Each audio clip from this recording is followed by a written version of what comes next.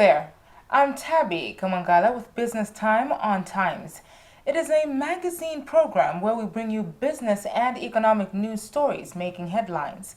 Now in the program today, we speak to MSE Chief Operations Officer on performance of the stock market in the first 2 months and Logistics Forum to address transport sector bottlenecks. We have these and other stories. Stay tuned.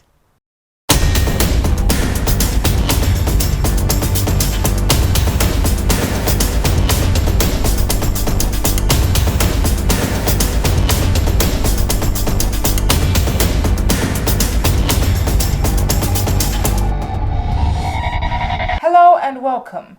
In our main story today, the 16-counter Malawi Stock Exchange MSE showed signs of recovery from the devastating impact of the COVID pandemic in February, when it registered a month-on-month return on index of 2.18%. This was reflected in the upward movement of the Malawi All-Share Index, the measure of local shares market performance.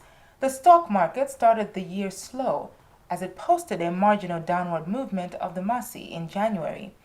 But what does the future hold? That is the question. Chimwemwe Mangazi caught up with MSE Chief Operating Officer Kelin Kanyangala. So take a look at this. In the month of February, the Malawi Stock Exchange registered somewhat recovery to performance that was seen in the latter months of 2021. We are here to appreciate what triggered this performance, and we're joined by the Chief Operations Officer, Kelin Kanyangala, to tell us more. Thank you very much for speaking to us. Thank you so much. So, briefly tell us, how did the market perform in February 2022?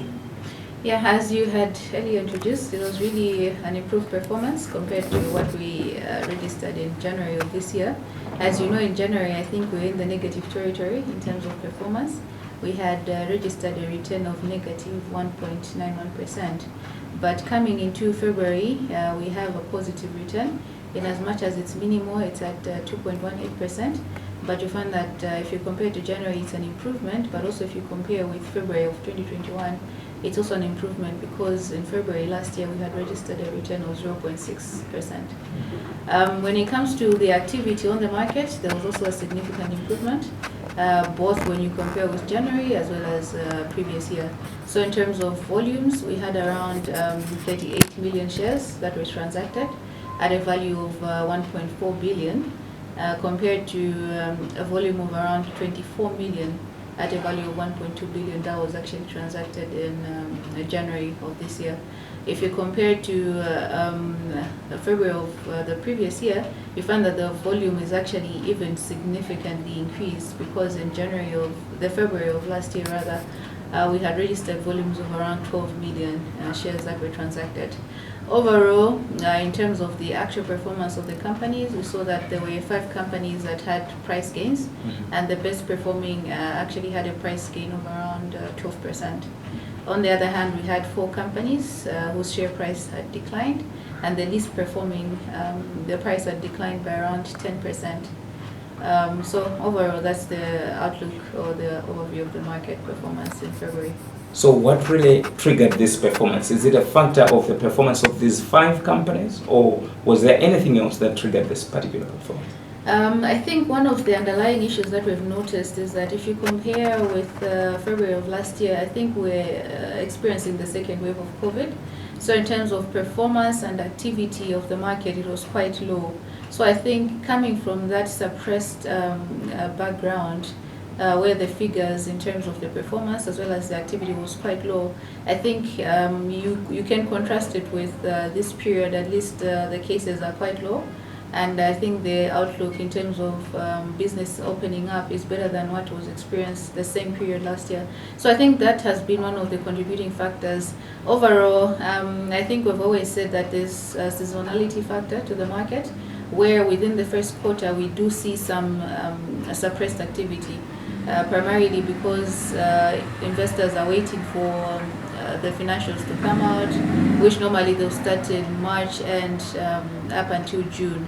And then at the same time, there's also some other investors that might be in the closed period who might not transact at that particular period. So the activity is quite suppressed, but I think it was even worse last year because of COVID, and I think that improvement this year is partly because of that recovery in terms of the figures that are being reported. But at the same time, we also had a negotiated deal that actually helped as well in terms of the volumes that were transacted in this particular month of February. On the other hand, I'd also point to the prospects in terms of now, given that the economy is opening up, I think that those prospects have also assisted in terms of rising of the share prices. And if you look at the trading statements that have been released by most companies, I think they're around 11, 10 of them pointing to an increase in profits. Now, access to finance remains one of key challenges small and medium enterprises face in the country. As if this is not enough, businesses are still bracing the pangs of COVID pandemic, which has put almost all sectors on their knees. To help cushion SMEs from the devastating effects of COVID, one of the country's microfinance institutions, Savannah Financial Services, has introduced new products and services. Now, we spoke to Savannah Financial Services Deputy Chief Operations Officer, Madalitso Jamba, who first shares the positioning of the firm on the local market. According to, let's say, the financial stability report that the Reserve Bank gives, it states that we are going to be experiencing at least a 4.1% economic growth, which is slightly higher than what 2021's growth rate was at, which was at 3.9%. This is good news, but however, we're still experiencing the impacts and the effects of COVID-19, as well as the natural disasters, that we've been facing. As you're aware, we had the floods, which basically affected a lot of people within the country, displaced a lot of people, and people are still recovering from that. But as we're looking at that, most of our clients and also people that we reach out to are struggling in that aspect because, their resources or their commodities that they were using have been disrupted or displaced due to either the bans that came with COVID-19 and also the floods that destroyed their commodities. So we're here to help those people recover through the various products that we've been developing. Savannah has had to think outside the box to see, okay, how do we support these people? How do we help the Malawian become more economically empowered? Which is basically the aim of, the Malawi 2063 vision. So this is where Savannah Financial Services comes in with a recovery path to help these people come back from this time that was very difficult for everybody. And we've managed to come up with products that are assisting people to recover from this and bring their businesses back up. One of the very unique products that we've got is the asset financing product. This asset financing product is there to basically, we buy business assets for our clients to help them boost their businesses or to help them increase productivity. Because we know that there are people out there who want to grow their businesses, but because of maybe lack of capital or maybe lack of transport to get to the place to buy the actual assets, or maybe even the inability to be able to choose what type of asset they need in order to grow their business. So we're here to help them through that, to make sure their dreams come true of actually growing their businesses. So we buy that asset for them and we deliver it to their doorstep. And not only are we only delivering it to their doorstep, we're training them on how to make sure that this asset is benefiting their business. Remember, this is Business Time, a magazine program where we bring major business and economic news making headlines. We'll be right back after this.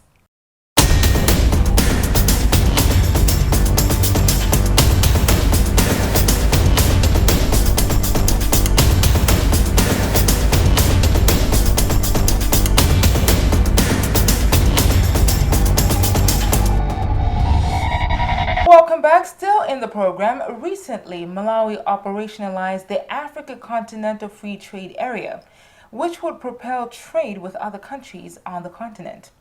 However, the country's transport and logistics sectors have been facing various challenges, which first needs to be ironed out if Malawi is to become a competitive player, among other things.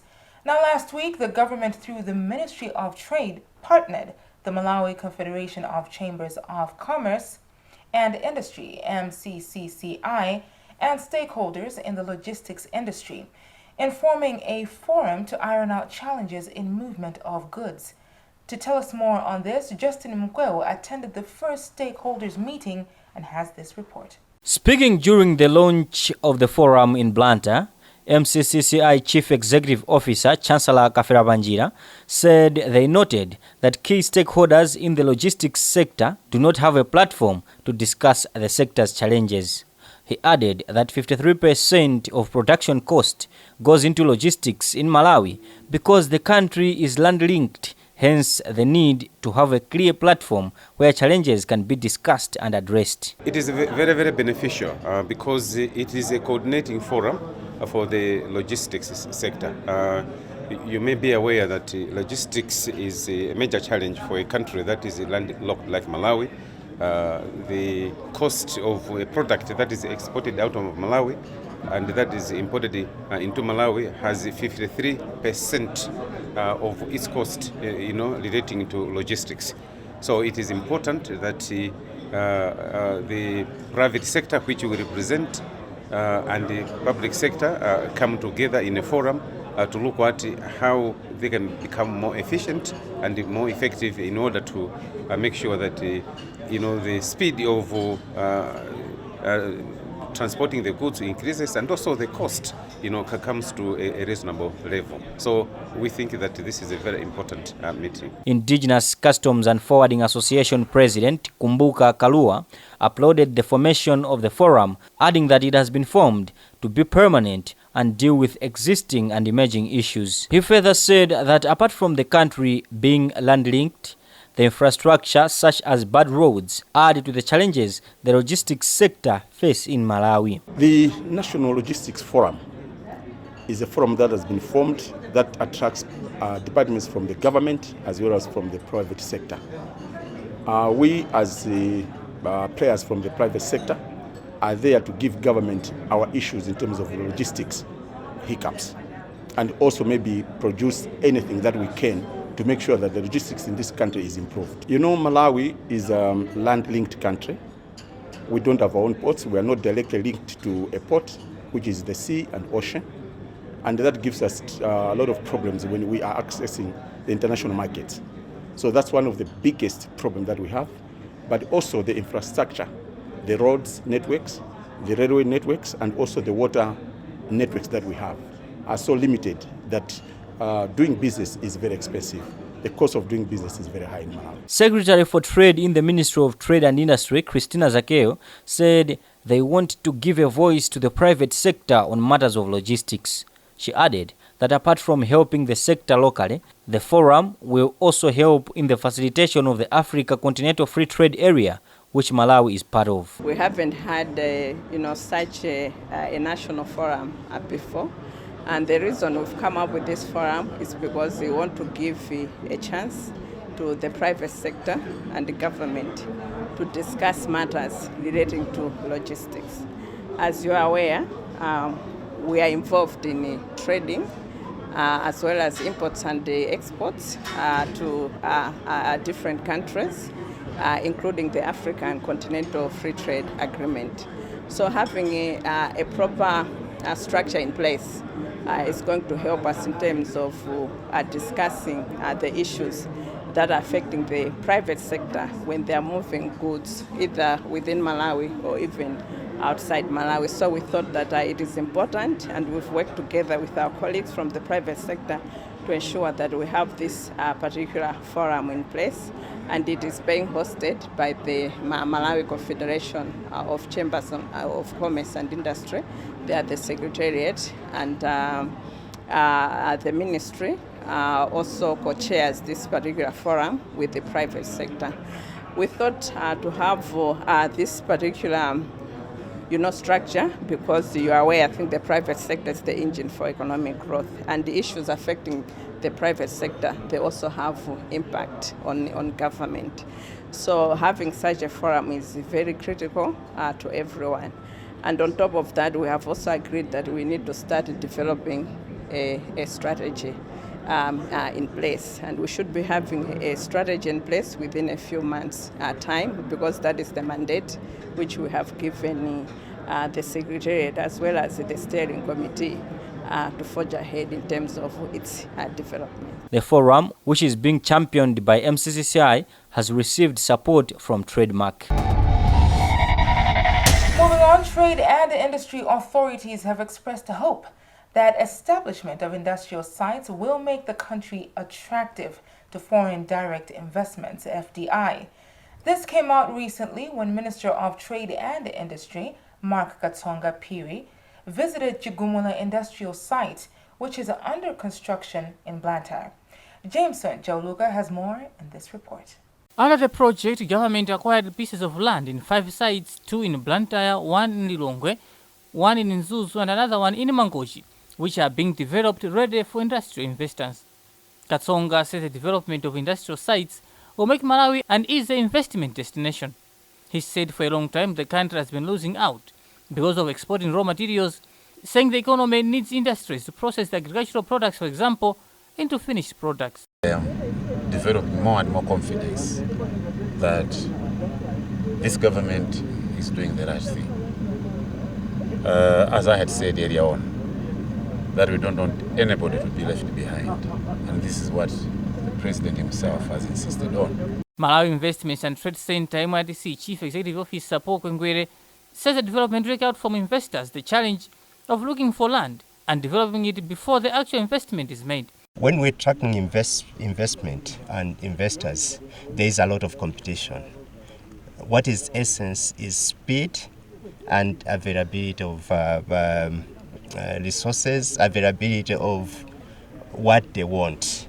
So most of the investors, when they come in, they've got the concept, they want to start maybe a factory, but then the processes take forever. In that, while they're deciding or while they're trying to go through those processes, some investors might actually decide to go to another country where maybe the process might be faster. Before the minister visited the site in Chigumula, he went to Malawi University of Science and Technology, MUST, where he signed a Memorandum of Understanding MOU with the university to promote research and innovation. The agreement will then culminate into upgrading of MUST Institute of Industrial Research and Innovation, MAIRI, becoming National Institute of Industrial Research and Innovation, to widen its scope. Katsonga held the MOU, saying for a long time government, universities, and the industry itself have been working in isolation. Industrial research, innovation, and general development is extremely important for any country. Maybe for Malawi, this is where we have lost out. What I noted was we are working in isolation. Our learning institutions are doing their own thing, industry is doing its own thing, and the government it's equally doing its own thing. But this ministry realized at one stage that no, we have to start coordinating. MUST Vice Chancellor Address Malata said the MOU will help the university fulfill its mandate of promoting science and industrialization in the country. So this is a very important event, and as you've heard, we are the first institution of higher learning to sign such a memorandum of understanding with Ministry of Trade and Industry. And we are doing this because we have an agenda. The mandate of this university is to advance science, technology, and innovation. And in our mandate, there's also push for us to work with partners. And we do know that we cannot achieve our objectives if we work in isolation. Industrialization is a third pillar of Malawi 2063. Now, in other business news, a stable energy sector is among core pillars for private sector development.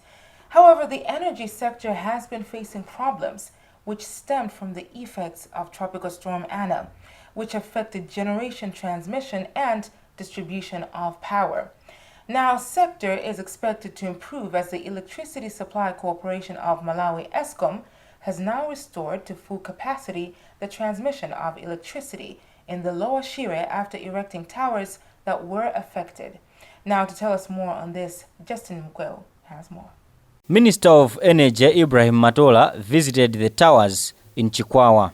Speaking during the visit, ESCOM Senior Transmission Engineer Leonard Machonjo said they have constructed a 3.5-kilometer long diversion line across the Shire River from the original route of Kapichira to Nchalo, which was already commissioned.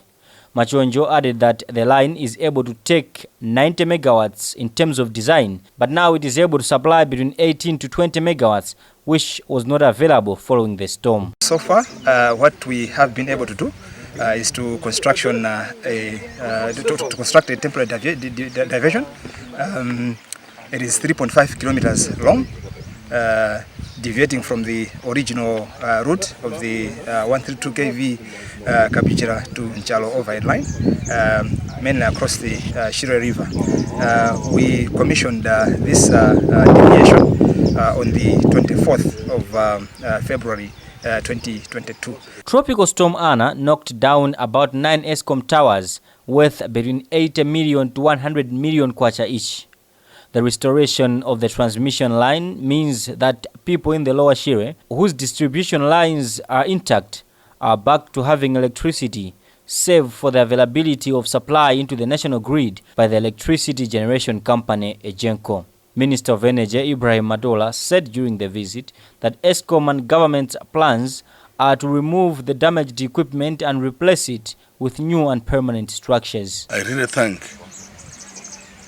the engineer because he faced also resistance from the community.